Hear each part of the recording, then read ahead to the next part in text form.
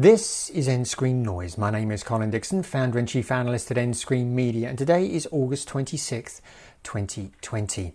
Some Hollywood studios are beginning to release movies via premium VOD without involving the movie theaters. Now, that is not so for many independent producers. They are using new approaches like virtual cinema to release movies direct to consumer in a premium window while leveraging and supporting local independent theatres and the communities around them. In this interview with Kristen Harris, who's VP of Acquisition and Distribution at Good Deed Entertainment and Cranked Up Films, she describes how her company repositioned two movies for success with the virtual cinema approach. The interview was recorded as part of the OTT.X Wednesday webinar series. The webcast was entitled "Will Skip Theatricals Be the New Norm for Independent Movie Makers?" and it was broadcast live on August 19th, 2020 and was produced by Bitmax. Kristen, welcome. Hi. Tell us about, first of all, why don't you give us a quick introduction to Good Deed Entertainment, Cranked Up Films? Sure. So Good Deed Entertainment has two arms. Good Deed Entertainment, which is our more traditional art house distribution production label, and Cranked Up Films, where we focus on genre-leaning content. We distribute about 10 to 12 films per year. We're really a boutique theatrical-leaning entity. We really lean into being very high touch, creating bespoke campaigns for our films and our filmmakers. And even though we're not in the business of wide releasing, we're very much in the business of niche theatrical releasing. So that component is really important to us in what we do. Even if we're not on several thousand screens, we still really hold the idea that some level of theatrical exposure is beneficial to all of our campaigns. So it has been an interesting time dealing with these collapsing windows and playing with new theatrical or virtual theatrical models. So walk us through what happened before the middle of March. Of course, you were 100% focused on the theatrical market, or at least primarily focused on the theatrical market. And then all the theaters closed in March. So walk us through what happened to your business and the movies that you had in theaters and coming to theaters in this window. Walk us through what happened there. Sure.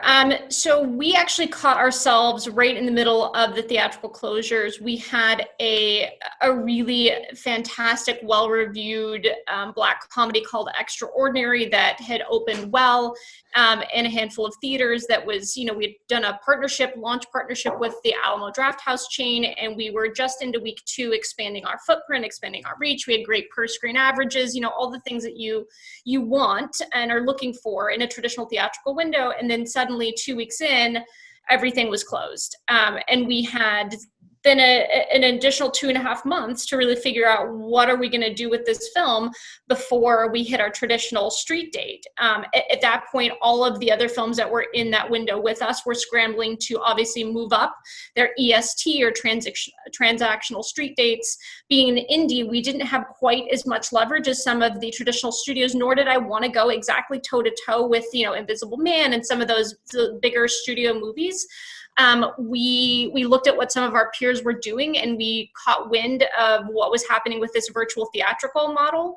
And we took a chance. Quite honestly, we're a small company. We're able to pivot pretty quickly. So within about another week, we pivoted over to a virtual theatrical only model, which theaters were just beginning to adopt. We had partnered with a platform run by Kino Lorber called Kino Marquee.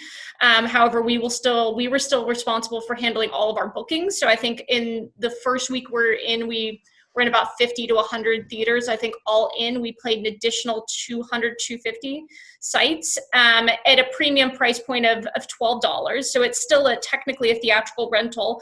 And we saw some really strong revenues coming out of it. Look, it's definitely not apples to apples with traditional theatrical. Absolutely. I'd say that if success in traditional box office is in the millions, I'd say success in the virtual theatrical world is in the hundreds of thousands. More likely. Data is still early. People are still figuring out what this is, if they want to experiment with it. We're still figuring out what this is. We're figuring out and getting exhibition on board with it. But right now we were in a position where we had really nothing to lose than to try something different to monetize. We ended up having really strong, financial success with it. It was something that Apple and Amazon and all the traditional transactional players were in theory fine with exhibition playing in their transactional rental sandbox, because tickets had to be purchased through those theaters, and the exhibition was still sharing in the revenue. So it's still a traditional rev share model between distributor and exhibitor. And yeah, so I mean, we then went on to frankly, like, let's get it while the getting's good. There are no other big studio films coming out at the moment. So we saw a window of opportunity. We had a traditional art house theatrical plan for later that summer called Lucky Grandma, which is another really fun sort of Black comedy heist film set in Chinatown in New York. We saw a window, we pivoted and moved Lucky Grandma up to May for a clean, traditional, virtual only theatrical. And we're like, look, let's see what this does. Let's see if there's interest. Let's see how many exhibitors we can get on board, and let's play with this model as a way to have lower cost P&A. And potentially still see upside on transactional. And I think we really did see that. Ironically enough, I think that the exposure we got and the sort of love we got when we hit our street date a couple of weeks ago, iTunes, etc., really treated us as though we had a traditional theatrical window, even though our theatrical was online. So yeah, I mean, we really benefited. We earned the label of Editor's Choice for Lucky Grandma, and it's been an interesting rise. I mean, the question now is going to be, what do we do now that theaters are going to slowly start opening, and we're once again going to be competing with the major studios. Right now, independent distributors have really been in the fortunate position to be sort of almost on par with where the major studios were in terms of garnering merchandising placement and sort of love from the transactional platform. So I think a lot of us are trying to release films right now while there's really a lack of new, fresh, interesting content. And I'm excited to see that perhaps consumers will be more willing to sort of look at indie options in the marketplace.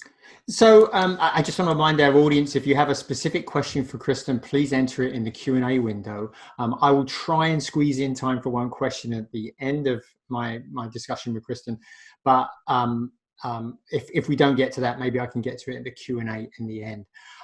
So could you give us just a little bit more detail about how the virtual release window works, how the mechanics of that? Sure. So, I mean, the virtual theatrical window right now is fluid. It's not necessarily a clean, clear cut. It has to be 90 days. Sometimes it's 30 days. Sometimes it's a matter of a couple of weeks. There's a number of platforms that are sort of hosting the back end of virtual theatrical. Keynote Marquee being one of them. Vimeo On Demand does some of it. Film Movement has done some. I know that Magnet and Magnolia are sort of doing their own back end. Essentially, the way this works is that you, as a consumer, purchase a virtual ticket through your local art house theater. It's predominantly independent chains that are participating. I think some of the largest being the Angelica chain, right? But there's a few hundred independent theaters that are participating. You buy a ticket at that $12 price point, around the same price point you would buy a ticket for anyway. It's really the only way independent exhibition is earning any revenue right now. And from our perspective, the future of independent exhibition is crucial. We're really concerned about their ability to survive this pandemic. So we, as an indie distributor, want to play a role in supporting that. And once you buy your ticket, you essentially have a code for a 5-day rental. So there's a number of ways, and there's like a little fact sheet as to like, hey, do you screen share onto your TV? Do you watch on your desktop? Do you watch on your mobile? There's a number of ways in which you can ultimately get the film up on your device, the device of your choosing. But the reality is there is still a bit of a learning curve with consumers as to what is this and whether they're willing to take the leap and figure out how to set up the technology of virtual theatrical. Right. So just real quickly here, when you think about PVOD, how do you think that PVOD will it have a lasting impact on your business, or do you think when things go back to normal, you'll go back to normal, the normal theatrical focus? Sure.